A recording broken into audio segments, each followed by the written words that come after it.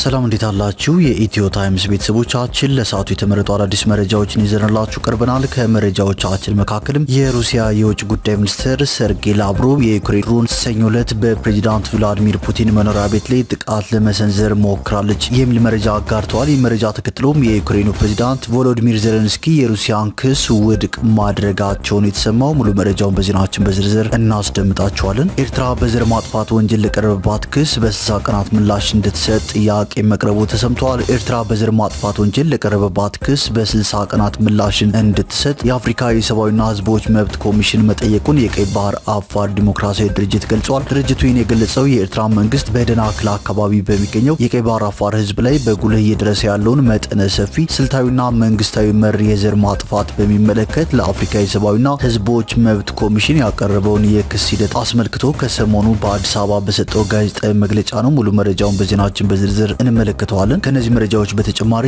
ኢትዮጵያ በምስራቅ አፍሪካ ያላትን ተሰሚነት ለማሳደግ የወደብና የጦር ሰፈር አማራጮችን በጥንቃቄ ልታጤን እንደሚገባ መገለጹ፣ ሶማሊያውያን እስራኤል ለሶማሊላንድ የሰጠችውን እውቅና በመቃወም አደባባይ መውጣታቸውን፣ ከ127 ሰዎች ላይ ከ130 እስከ 350 ሺህ ብር የተቀበሉ የሄሎ ታክሲ ባለቤትን ጨምሮ 2 ግለሰቦች በቁጥጥር ስር እንደዋሉ መገለጹ፣ ኢትዮ ቴሌኮም በተወሰኑ የአገልግሎት ጥቅሎች ላይ የ23 በመቶ አማካይ የዋጋ ጭማሪ እንዳደረገ ማስታወቁን፣ የግብጽ የውጭ ጉዳይ ሚኒስትር ባድር አብደላቲ ኢትዮጵያን ጨምሮ የናይል ተፋሰስ አገራትን ማስጠንቀቃቸውን፣ ቻይና የሶማሊላንድን እውቅና አስመልክቶ በእስራኤል ላይ ክስ እንዳቀረበች መገለጹ፣ እንዲሁም በሳውዲ አረቢያ በአስቸጋሪ ሁኔታ ውስጥ የነበሩ 14 ጨቅላ ህጻናትን ጨምሮ ከ2000 በላይ ኢትዮጵያውያን ወደ ሀገራቸው እንደተመለሱ መሰማቱና ሌሎችን በዝርዝር የምንመለከታቸው መረጃዎች ይዘንላችሁ ቀርበናል። ዝርዝር መረጃችንን ለማድመጥ ቻናላችንን ሰብስክራይብ በማድረግ የደወል ምልክቷን በመጫንና መረጃውን ለብዙዎች እንዲዳረስ ላይክ በማድረግ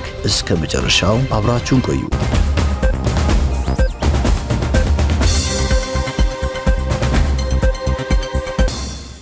ወደ መጀመሪያው መረጃችን ስናልፍ በሳውዲ አረቢያ በአስቸጋሪ ሁኔታ ውስጥ የነበሩ 14 ጨቅላ ህጻናትን ጨምሮ ከ2000 በላይ ኢትዮጵያውያን ወደ ሀገራቸው እንደተመለሱ ታውቋል። በሳውዲ አረቢያ በአስቸጋሪ ሁኔታ ውስጥ የነበሩ 2361 ኢትዮጵያውያን ባለፈው አንድ ሳምንት ውስጥ ወደ ሀገራቸው መመለሳቸውን የሴቶችና ማህበራዊ ጉዳይ ሚኒስቴር አስታውቋል። ዜጎቹ ወደ ሀገር ቤት የተመለሱት በሳምንት ውስጥ በተደረገ 11 ዙር በረራ ሲሆን ከተመላሾቹ 2216 ወንዶች፣ 131 ሴቶችና 14 ጨቅላ ህጻናት ይገኙበታል። በተጨማሪም 117 የሚሆኑት እድሜያቸው ከ18 ዓመት በታች የሆኑ ታዳጊዎች መሆናቸውን የሚኒስቴር መስሪያ ቤቱ መረጃ ያመላክታል። መስከረም 5 ቀን 2018 ዓ.ም በይፋ በተጀመረው ዜጎችን ከሳዑዲ አረቢያ ወደ አገር ቤት የመመለስ ብሔራዊ ዘመቻ እስካሁን ድረስ 34537 ኢትዮጵያውያንን ወደ አገራቸው መመለስ መቻሉን ሚኒስቴሩ ገልጿል። መንግስት ከሚመለከታቸው ባለድርሻና አጋር አካላት ጋር በመቀናጀት ለተመላሽ ዜጎች በአየር ማረፊያና በማቆያ ማዕከላት ተገቢውን ድጋፍና እንክብካቤ የማድረግና ከቤተሰብ ጋር የማቀላቀል ስራም በትኩረት እየሰራ እንደሚገኝም ተገልጿል። ወደ ቀጣዩ መረጃችን ስናልፍ የሩሲያ የውጭ ጉዳይ ሚኒስትር ሰርጌይ ላቭሮቭ የዩክሬን ድሮን ሰኞ ዕለት በኖቭጎሮድ ክልል በሚገኘው የፕሬዝዳንት ቭላዲሚር ፑቲን መኖሪያ ቤት ላይ ጥቃት ለመሰንዘር ሞክራለች ሲሉ ወንጅለዋል። ኪየቭ በበኩሏ ክሱን ፍጹም የፈጠራ ወሬ ስትል ወዲያውኑ አጣጥላለች። የውጭ ጉዳይ ሚኒስትሩ ላቭሮቭ እንደገለጹት በጥቃቱ ሙከራው ምንም አይነት ጉዳት ባይደርስም ይህ ክስተት ሩሲያ ከዩክሬን ጋር ጦርነቱን ለማስቆም በምታደርገው የሰላም ንግግር ላይ ያላትን አቋም እንድትከልስ ያስገድዳታል። አክለውም የሩሲያ ጦር ለዚህ ድርጊት ጸፋ ምላሽ ለመውሰድ ኢላማዎችን መምረጡን አስታውቋል። የዩክሬኑ ፕሬዝዳንት ቮሎዲሚር ዜሌንስኪ የሩሲያን ክስ ውድቅ ያደረጉ ሲሆን ይህ የሞስኮ ክስ የመጣው እሳቸው ከአሜሪካው ፕሬዝዳንት ዶናልድ ትራምፕ ጋር በፍሎሪዳ ለ3 ሰዓታት የፈጀ ውይይት ካደረጉ ከቀናት በኋላ መሆኑን ጠቁመዋል። ምንም እንኳን የትራምፕና የዜሌንስኪ ውይይት ትልቅ የፖለቲካ ውጤት ባያመጣም አሜሪካ ለዩክሬን ለ15 ዓመታት የሚቆይና ሊራዘም የሚችል የደህንነት ዋስትና ለመስጠት መስማማቷን ዜሌንስኪ ገልጸዋል። ፕሬዝዳንት ዜሌንስኪ በኤክስ ገጻቸው ላይ ባሰፈሩ ጽሁፍ ሩሲያ አደገኛ መግለጫዎችን በማውጣት ከፕሬዝዳንት ትራምፕ ቡድን ጋር የተገኘውን ዲፕሎማሲያዊ ስኬት ለማኮላሸት እየሞከረች ነው፣ እኛ ግን ሰላምን ለማምጣት መስራታችንን እንቀጥላለን በማለትም መልእክታቸውን አስተላልፈዋል። ወደ ቀጣዩ መረጃችን ስናልፍ ኤርትራ በዘር ማጥፋት ወንጀል ለቀረበባት ክስ በ60 ቀናት ምላሽ እንድትሰጥ ጥያቄ መቅረቡ ተነግሯል። ኤርትራ በዘር ማጥፋት ወንጀል ለቀረበባት ክስ በ60 ቀናት ምላሽ እንድትሰጥ የአፍሪካ የሰብአዊና ሕዝቦች መብት ኮሚሽን መጠየቁን የቀይ ባህር አፋር ዲሞክራሲያዊ ድርጅት ገልጿል። ድርጅቱ ይህንን የገለጸው የኤርትራ መንግስት በደናክል አካባቢ በሚገኘው የቀይ ባህር አፋር ሕዝብ ላይ በጉልህ እየደረሰ ያለውን መጠነ ሰፊ ስልታዊና መንግስታዊ መር የዘር ማጥፋትን በሚመለከት ለአፍሪካ የሰብአዊና ሕዝቦች መብት ኮሚሽን ያቀረበውን የክስ ሂደት አስመልክቶ ሰሞኑን በአዲስ አበባ በሰጠው ጋዜጣዊ መግለጫ ነው። መግለጫውን የሰጡት የድርጅቱ ሊቀመንበር ኢብራሂም ሃሩን የኤርትራ መንግስት የሚፈጽመው የዘር ማጥፋትና ዘርፈ ብዙ የሰብአዊ መብት ጥሰት ከቀን ወደ ቀን እየተባባሰ ነው። ድርጅቱ ለአፍሪካ ሰብአዊና ህዝቦች ጉዳዮች ኮሚሽን እንደ ኤሮፓያን አቆጣጠር ጁን 4 ቀን 2025 ዓ.ም ያቀረበውን ባለ 122 ገጽ የሰብአዊ መብት ጥሰቶች የክስ አቤቱታ ኦክቶበር 13 ቀን 2025 ዓ.ም በኮሚሽኑ ተቀባይነት አግኝቶ ክትትል የተደረገበት መሆኑን አስታውቋል። ታህሳስ 11 ቀን 2025 ዓ.ም ደግሞ የቀረበው ክስ ተቀባይነት ያለው መሆኑን እውቅና በመስጠት የኤርትራ መንግስት በ60 ቀናት ውስጥ ምላሽ እንዲሰጥበት መላኩን እንዳሳወቃቸው ኢብራሂም ገልጸዋል። የኤርትራ መንግስት እንደ አውሮፓውያን አቆጣጠር ከ1993 ዓ.ም ጀምሮ በቀይ ባህር አፋር ህዝብ ላይ በጋሃሬ ዋዴ፣ ሃይሊ አዲና አቢ ሂሜ ኮማ በተባሉ አካባቢዎች ከህግ ውጭ ግድያዎችና ዘር ተኮር ጭፍጨፋ መፈጸሙን ገልጿል። በማይሰርዋ ኢሮ በዳህላክና በሌሎች ድብቅ እስር ቤቶች ደግሞ የቀይ ባህር አፋር ህዝብን ያለ ፍርድ እንደሚያስርና እንደሚያሰቃይ ባቀረበው ክስ አስረድቷል። ከ300 ሺህ በላይ የቀይ ባህር አፋር ህዝብን ከመሬቱ በህገወጥ መንገድ በማፈናቀል ወደ ጎረቤትና ሌሎች ሀገሮች እንዲሰደድ ማድረጉን፣ በሺ የሚቆጠሩ ፖለቲከኞች፣ የአገር ሽማግሌዎች፣ የሃይማኖት መሪዎችንና ወጣቶችን በግዳጅ የመሰወር ወንጀል እንደሚፈጽምም ድርጅቱ ያቀረበው ክስ ያመላክታል። የግዳጅ ወታደራዊ ምልመላና ጾታዊ ጥቃትን የአገዛዙ የአፈና መሳሪያ አድርጎ መጠቀም፣ ራስን በራስ ማስተዳደር እስከ መገንጠል ድረስ ያለውን መብትና ኢኮኖሚያዊ ተጠቃሚነቶችን እየጣሰ መሆኑንም ፓርቲው ባቀረበው ክስ ገልጿል። የኤርትራ መንግስት የዘር ማጥፋትና ከላይ የተዘረዘሩትን ዘርፈ ብዙ የሰብአዊ መብት ጥሰት እየፈጸመ ያለው አገሪቱ አባል በሆነችበት የአፍሪካ ህብረት ቻርተር የህዝቦች መብት ኮንቬንሽንን እውቅና ያገኙ 26 የሰብአዊ መብት ድንጋጌዎችን መሆኑን የገለጸው ድርጅቱ የተባበሩት መንግስታት ድርጅት፣ አሜሪካ፣ የአፍሪካ ህብረትና የአውሮፓ ህብረት የኤርትራ መንግስት ፖለቲካዊና ወታደራዊ አመራሮች ላይ የፖለቲካና ዲፕሎማሲያዊ ጫና፣ የጉዞ እገዳና የፋይናንስ ተቋማቱ ላይ ማዕቀብ እንዲጥሉበት ጠይቋል። የተባበሩት መንግስታት ድርጅት የጸጥታው ምክር ቤት በኤርትራ መንግስት ላይ ምርመራ እንዲያደርግና ተጠያቂነት እንዲያሰፍንም ድርጅቱ በመግለጫው ጥሪ አቅርቧል ሲል ሪፖርተር ዘግቧል። ወደ ቀጣዩ መረጃዎችን ስናልፍ ኢትዮጵያ በምስራቅ አፍሪካ ያላትን ተሰሚነት ለማሳደግ የወደብና የጦር ሰፈር አማራጮችን በጥንቃቄ ልታጤን እንደሚገባ ተመላክቷል። ኢትዮጵያ የምስራቅ አፍሪካን የፖለቲካ ውጥረት ለመጋፈጥና ተሰሚነቷን ለማጠናከር የባህር በር ማግኘትን ብቻ ሳይሆን የጦር ሰፈር የመመስረትን እድሎች ጭምር ልትመለከት እንደሚገባ ዓለም አቀፍ የፖለቲካ ተንታኞችና ዲፕሎማቶች ተናግረዋል። እስራኤል ለሶማሊላንድ የሀገርነት እውቅና መስጠቷን ተከትሎ አስተያየታቸውን የሰጡት ባለሙያዎቹ ኢትዮጵያ ከሀርጌሳም ሆነ ከሞቃዲሾ ጋር ያሏትን ስምምነቶች ከብሔራዊ ጥቅም አንጻር በድጋሚ እንድታጤን ጠይቀዋል። የቀድሞ ዲፕሎማት አምባሳደር ጥሩነህ ዜናው እስራኤል ለሶማሊላንድ የሰጠችውን የሀገርነት እውቅና ኢትዮጵያ ቀደም ሲል ከሶማሊላንድ ጋር ያደረገችውን የስጥና ተቀበል የሁለትዮሽ ስምምነት በድጋሚ እንድታጤን እድል የሚሰጥ ነው ብለዋል። ኢትዮጵያ ከሶማሊላንድ ጋር ያደረገችውን ስምምነት በሀርጌሳ በኩል የወደብ ተጠቃሚነትንና የጦር ሰፈርን እንደሚያካትት፣ በአንካራ ከሶማሊያ ጋር የተደረሰበት ስምምነት ግን የባህር በርን ብቻ ታሳቢ ያደረገ እንደሆነ ያስታውሱት ዲፕሎማቱ ኢትዮጵያ ለሁለቱም ፍላጎቶቿ መሟላት የፖለቲካ ብስለት የተሞላበት አካሄድ ልትከተል እንደሚገባ አሳስበዋል። የፖለቲካ ሳይንስ መምህርና የዓለም አቀፍ የህዝብ ግንኙነት ባለሙያው አቶ ኢያሱ ኃይለ ሚካኤል በበኩላቸው የምስራቅ አፍሪካ ፖለቲካዊ ሁኔታ እየተወሳሰበ በመምጣቱ ኢትዮጵያ ከሁለቱም ወገኖች ጋር የሚኖራትን ዲፕሎማሲያዊ ግንኙነት በብልሃት መምራት አለባት ብለዋል። የትኛው ስምምነት ለአገሪቱ የላቀ ብሔራዊ ጥቅም ያስገኛል የሚለውን ለመለየት የቀደሙ ውሎችን ወደ ኋላ ተመልሶ መገምገም እንደሚያስፈልግ የጠቀሱት ባለሙያው በቀጣይ ሊባባስ የሚችለውን የቀጠናውን የፖለቲካ ሽኩቻ ለመቋቋም ኢትዮጵያ የዲፕሎማሲ፣ የኢኮኖሚና የወታደራዊ አቅሟን ማጠናከር ላይ ትኩረት ማድረግ እንዳለባትም በአጽንኦት አሳስበዋል።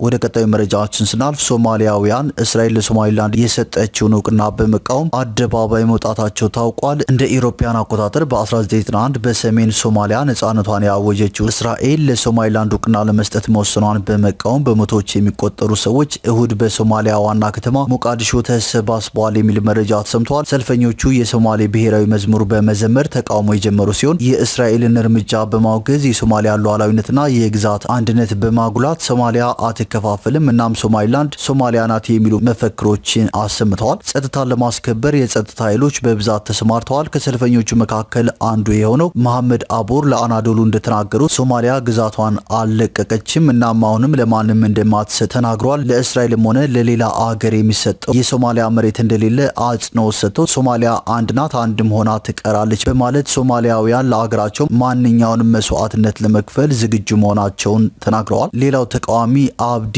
ኢስማኤል የእስራኤል ውሳኔ በሶማሊያ ሕዝብ ዘንድ ተቀባይነት የለውም ብሏል። ውሳኔውን በሶማሊያ ሉዓላዊነት ላይ ግልጽ ጥቃት ነው ሲሉ የተናገሩት አቶ አብዲ ሶማሊላንድ የማይነጣጠል የአገሪቱ ክፍል ነች ብለዋል። ማንኛውም ሀገር በአንድ ወገን እውቅና የመስጠት መብት የለውም በማለትም ተናግረዋል። አቶ አብዲ አክለውም ውሳኔውን በመቃወም ዓለም አቀፉ ማህበረሰብ ዝም ሊል አይገባም ሲሉ ተናግረዋል። እስራኤል ባለፈው አርብ ሶማሊላንድ ነጻና ሉዓላዊት ሀገር መሆኗን በይፋ እውቅና የሰጠች የመጀመሪያዋ የተባበሩት መንግስታት ድርጅት አባል ሀገር ሆናለች። ይህም የሶማሊያ የቅርብ ወዳጅ ከሆነችው ቱርክና የአፍሪካና የመካከለኛው ምስራቅ ሀገራትና ሌሎችም ውግዘት ደርሶባቸዋል። እንደ ኢሮፓያን አቆጣጠር በ1991 ከሶማሊያ ነጻ መሆኗን ካወጀች በኋላ ይፋዊ እውቅና ሶማሊላንድ ባይሰጣትም ከሞቃዲሾ መንግስት የተነጠለ የራሷ አስተዳደርና የጸጥታ አካል እንዳላትም ታውቋል። ወደ ቀጣዩ መረጃችን ስናልፍ ከ127 ሰዎች ላይ ከ130 እስከ 350 ሺህ ብር የተቀበሉ ሁለት ተጠርጣሪዎች በቁጥጥር ስር ውለዋል ሲል የአዲስ አበባ ከተማ ፖሊስ አስታውቋል። የሄሎ ታክሲ ባለቤትም በቁጥጥር ስር ውሏል። የትራንስፖርት ተሽከርካሪዎችን እናስመጣለን በሚል በ127 ሰዎች ላይ ከባድ የማታለል ወንጀል የፈጸሙ ተጠርጣሪዎችን በቁጥጥር ስር አውሎ ምርመራ እያጣራ መሆኑን የአዲስ አበባ ፖሊስ ጠቅላይ መምሪያ አስታውቋል። ዜጎችን በአነስተኛ ቅድመ ክፍያ የመኪና ባለቤት እናደርጋለን በማለት ከ127 ሰዎች ላይ ከ130 እስከ 350 ሺህ ብር የተቀበሉ ሁለት ተጠርጣሪዎች ላይ በከባድ የማታለል ወንጀል ክስ ምርመራ እየተጣራባቸው እንደሚገኝ ተገልጿል። አንደኛ አቶ ዳንኤል ዮሐንስ የሄሎ ታክሲ ባለቤትና ስራ አስኪያጅ፣ እንዲሁም ሁለተኛ ወይዘሪት እንግዳይሽ ጥላና ሌሎች መኪና አስመጭነን ባዮችና ተባባሪዎቻቸው በፈጸሙት ከባድ የማታለል ወንጀል ክስ ክትትል ሲደረግባቸው እንደነበር ፖሊስ ገልጿል። ፖሊስ ግለሰቦቹ ከዚህ ቀደም በተለያዩ ጊዜያት ዜጎችን በማደራጀት በትንሽ ክፍያ የመኪና ባለቤት እናደርጋቸዋለን በሚልና ባልተገባ መንገድ የበርካታ ዜጎችን ህይወት አደጋ ላይ ጥለዋል ነው የተባለው። በአቋራጭ ለመክበር በማሰብ ከድሃው ዜጋ ገንዘብ በመሰብሰብ ያልተገባ ጥቅም ለማግኘት የሚሹ ግለሰቦች የሚሆን ተቋማት ከድርጊታቸው ሊቆጠቡ ይገባል ያለው ፖሊስ መሰል የማታለል ድርጊት ውስጥ በሚገቡ ዜጎች ላይም ተገቢውን ህጋዊ እርምጃ እንደሚወስድ አስታውቋል። ወደ ቀጣዩ መረጃችን ስናልፍ ኢትዮ ቴሌኮም በተወሰኑ የአገልግሎት ጥቅሎች ላይ የ23 በመቶ አማካይ የዋጋ ጭማሪ ማድረጉን ዛሬ ሰኞ ታህሳስ 20 ቀን በማህበራዊ ትስስር ገጹ በኩል በአሰራጨው መረጃ አስታውቋል። በዚህም መሰረት በቴሌብር በኩል በ10 በመቶ ቅናሽ ሲገዛ የነበረው ጥቅል ወደ 20 በመቶ ከፍ እንዲ ማድረጉን ተቋሙ ገልጿል። በርካታ ደንበኞች የሚጠቀሙባቸው 38 የተለያዩ ጥቅሎች ላይ ምንም አይነት የዋጋ ጭማሪ አለመደረጉን ያወሳው ኩባንያው በተለይም ዝቅተኛ ገቢ ያላቸው የህብረተሰብ ክፍሎች የሚጠቀሙባቸው የ1 ብር የ2 ብር የ5 ብርና የ1 ሰዓት ጥቅሎች ባሉበት እንዲቀጥሉ መወሰኑን ገልጿል። የታሪፍ ማሻሻያው ማድረግ ያስፈልገው በአሁኑ ሰዓት ባለው የማክሮ ኢኮኖሚ ሁኔታ የስራ ማስኬጃና የካፒታል ወጪዎቹ በመጨመራቸው የአገልግሎት ጥራቱን በዘላቂነት ለማስጠበቅ አስፈላጊ ሆኖ ስላገኘው መሆኑን ተቋሙ በአሰራጨው መረጃ ጨምሮ ጠቅሷል።